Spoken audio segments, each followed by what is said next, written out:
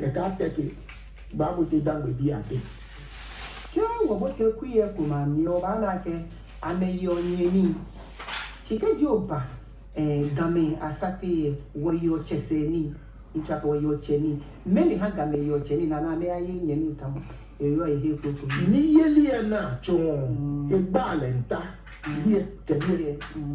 Aye boshini na yo. Boshini ngbe fan gbe ayo cheseni dana ayo nyeseni. Afin komi ele lumo yeli ye lumo yeli be fan be le chese jila motopan na ke yo shi ona ge shi lumo yeli eko ye gamashi emi ye le yo mi aje na lumo yeli ewo topan e boti o yo mi ewo lololo ye gamashi ayo nyeseni dana ayo chese ni Waji abi pi got ni abi. Shalia ke gamele titri chese wa ke yolumo. Chese ni. Ya bi ke afi do ko apa chese be kenkle. Ni wale ye chese bi ade. Yo ka ma ko chese bi anye aya ja chese iba ntra ke be wo ke chese ya juban fe nse iwale fe ye chese lojilu mo yeli shi boshi ni ele ayo nyese na ayo chese emi bra moji be biye shi ana ayo mi nyawo abo machine ne wule kele ba hishi e wo keji agbo shi ade wule ni boko yo ba hishi shi yo no wo je lu shi an yo shi e wo keji balake aja twiana yo e fo bi e wo yo ba nye eyi ni de ke nu ohun aji o shi e ko be na ke ha lo nyawo ke gbo e mama po anu ako eko ninu nu e ke po shet bo yo nyese ni iwo gboshi ni ayo nyese na yo chese gama sate aye share ni fio akutu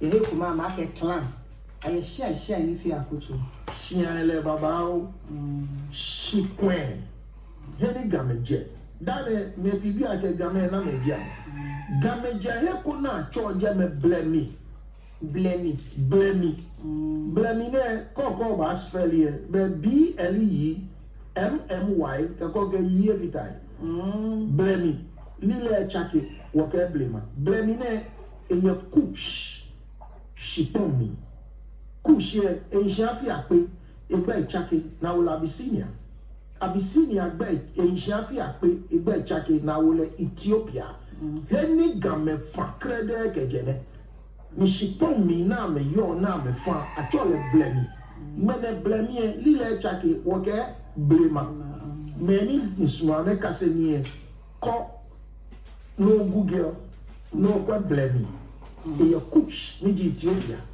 ni ye Blemmye aye akucho ni game le fa kejeje achola asele boni wo ma asele jame e wo gani kashie bai titri no na ke babo ade e ko na yi chuchuko dana bapu ye bie moko ema wolo je menema ne ke game na me mba ni ona akan yoko na me ne keto ya ka me tomo gaga te fiote bemene hishi afi akpei abo ame ya me be na me ke palan ke bapu ye bie ame ya me be ewo je moko na me ni mo ga me tomo gaga ewo be sisi rendo of bagma a history ne kage ame tomo gaga ewo be na ke wa me gaga lomi anaga keje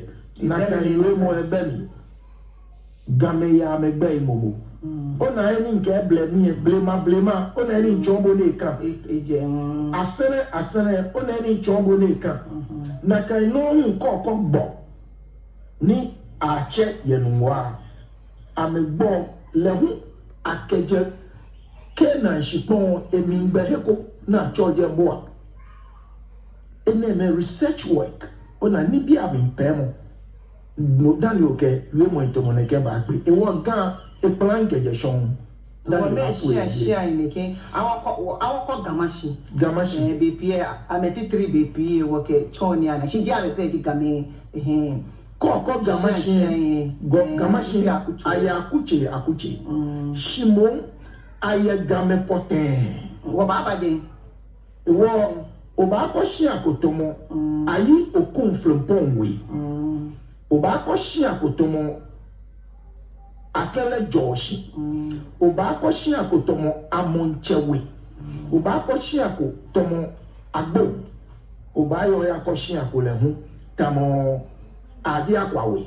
Fair swim. Dabi, but okay gan. Wo mi chon shia if you are akuchi wo shia baba o wo akucho for akucho ke shia ni yo mi ni shia fe shia eye we kunu pa ni hie na kan shia na kan we kunu pa le no e wale yo ni ke kula shia wo we kunu pa le to money le basu konye nyi shia hi wo be ka to bo no nyi shia hi ko ba shia o ba bo ba ha se fe we kunu pa le da ne kama boje awon kwa ke lante jawi ni mukunale ni bilake me clan oje mini gere me ake e ba ke je lante o bo no ke e je lante janwe wo shia ye ga ka ke shia je chu ni machine shimon ka ke shia.